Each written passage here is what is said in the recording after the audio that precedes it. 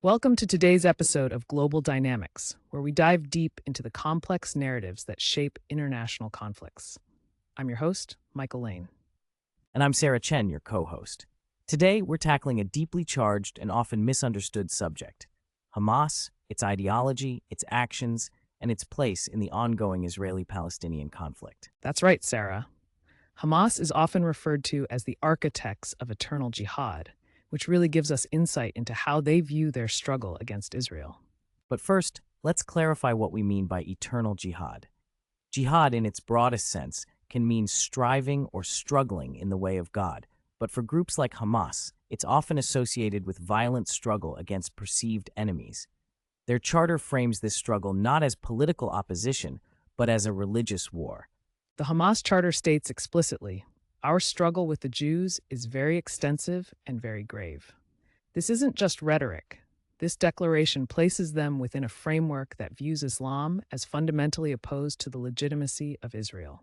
And it's essential to grasp how they contextualize their fight. For them, the land of Palestine is designated as Waqf, an Islamic endowment. This can be thought of as religiously sacred land, which means they see any negotiation over it as null and void. This belief drives their entire ideology. Exactly, and this is where we see the implications of their beliefs translated into actions that have resulted in devastating violence. A haunting example is the 2001 Sbarro restaurant bombing in Jerusalem. Imagine families enjoying a meal on a summer day, and then, just like that, chaos ensues. Yes, in that tragic incident, a Hamas operative detonated explosives, killing 15 people, including children. It's painful to think about the innocent lives forever altered by such acts. What's chilling, though, is how Hamas later celebrated this attack, portraying the bomber as a hero. This glorification of violence, deriving from their ideology, forms a recurrent theme that transcends individual attacks. You mentioned glorification, and this is a key aspect of their narrative. They frame acts of terror as legitimate resistance, opposing any notion of permanent peace with Israel. The charter dismisses peace talks as tricks aimed at securing control over Muslim lands. And this brings us to a painful paradox. While Hamas is designated by many nations as a terrorist organization because of its history of suicide bombings and violence against civilians, approximately 90% of its operations are in social, welfare, and educational programs. That's an essential point, Michael. In many ways, this duality has earned Hamas substantial support among Palestinians. They manage to provide essential services, filling gaps where the Palestinian Authority might fail, all while fostering a narrative that vilifies Israel. And it's also alarming to consider that some of the resources for these social services are reportedly diverted for building tunnels and weaponry. This highlights a troubling synergy between social welfare and military operations. Shifting gears a bit, let's dive into how Hamas contrasts with other Palestinian entities. For instance, Fatah has been known to promote a more secular and nationalistic approach. Founded by Yasser Arafat, it concentrates on the rights of Palestinians to their homeland, but via different methods. Fatah does indeed advocate for negotiations, and they recognize Israel's right to exist, a stance that Hamas vehemently opposes.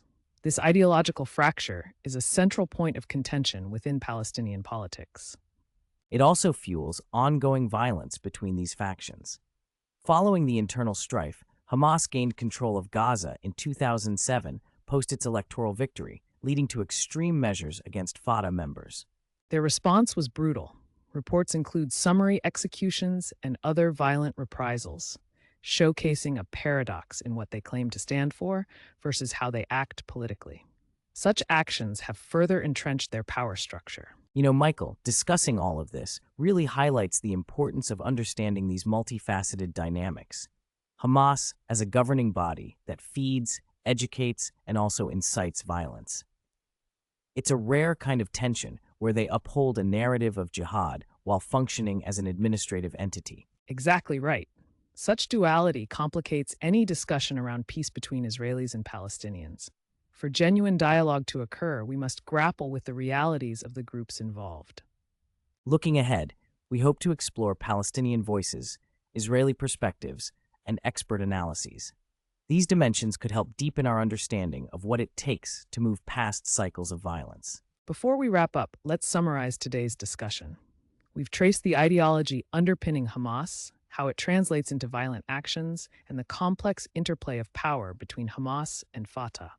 And we've also examined how Hamas's social programs bolster its support, despite violent tactics that frame their ongoing conflict with Israel. It's critical to understand this full narrative if we are to engage meaningfully in conversations about peace in the region. Thank you for joining us on this episode of Global Dynamics. We'll see you next time as we delve even deeper into the stories that shape our world.